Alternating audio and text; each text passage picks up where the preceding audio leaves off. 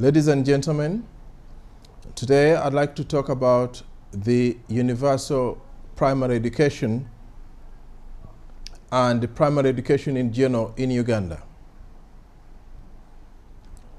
With more than 35 million people and 65% of those under the age of 18, it is paramount that we have a good and stable educational system.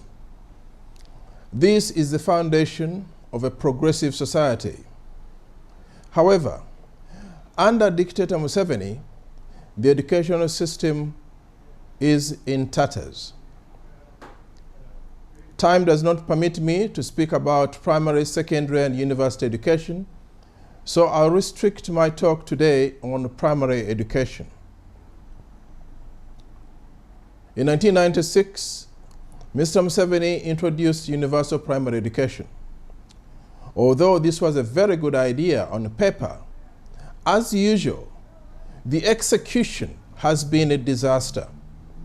A lot of money has been pumped in the system, a lot of money has been borrowed, a lot of donations have been received, but on the ground, there is very little to show for it. There are no buildings, there are no scholastic materials, the children go hungry, and in fact, a whole Minister of Government cried about a week ago when she was confronted with children who go without lunch. One wonders whether these were tears of shame. Under such very difficult conditions, the students are supposed to perform. Of course they don't. And no wonder that they get out after 7 years and many of them cannot write, many of them cannot add, and many of them cannot spell. Mr. Museveni, in his misguided way, also suppressed the teaching of the natural languages or regional languages in favor of English and Swahili. Now, everybody knows, and medically too, and I'm sure that UNESCO encourages the children to learn in their natural languages at the beginning. They can always add on English and Swahili. The teachers are not motivated at all. And repeatedly we hear teachers threatening to go on strike. Teaching profession is one of those where people are really committed. It's a calling. And for a teacher to threaten to strike, things must be very bad. Now, these teachers are not paid for months on end, and they've got families. How can they expect to teach and to attend to the students when they're not paid? Consequently, at any given time in Uganda, 40% of the teachers are absent for one reason or another, but mostly because they are not paid. Many schools have been destroyed physically. There are many school fires that have not been explained. Budo Primary School, Bukoyo Secondary School, Kalungu, Namugongo, and many others. There is a high suspicion that many of these were burnt down by government functionaries, especially for those they don't support or they think are not for the government.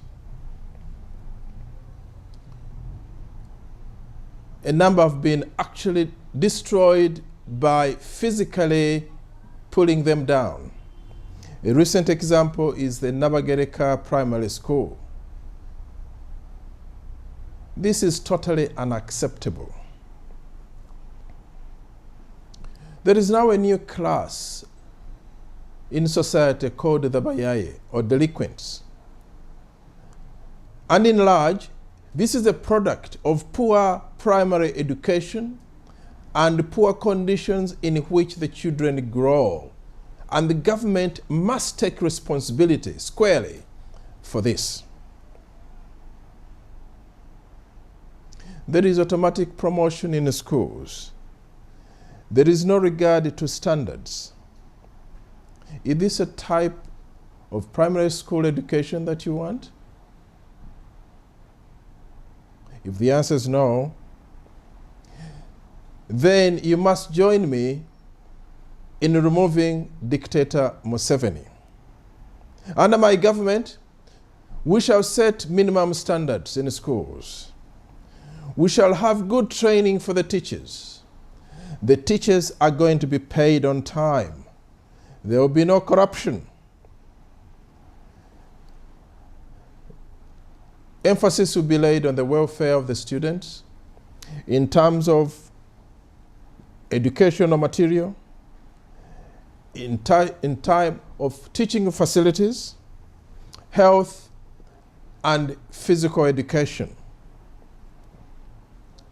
Money allocated to schools will be used for schools. And on this one, there will be no compromise. We must stand up for Uganda. We must stand up for our children. We must invest in their future by giving them a good and stable foundation. Thank you, and God bless you all.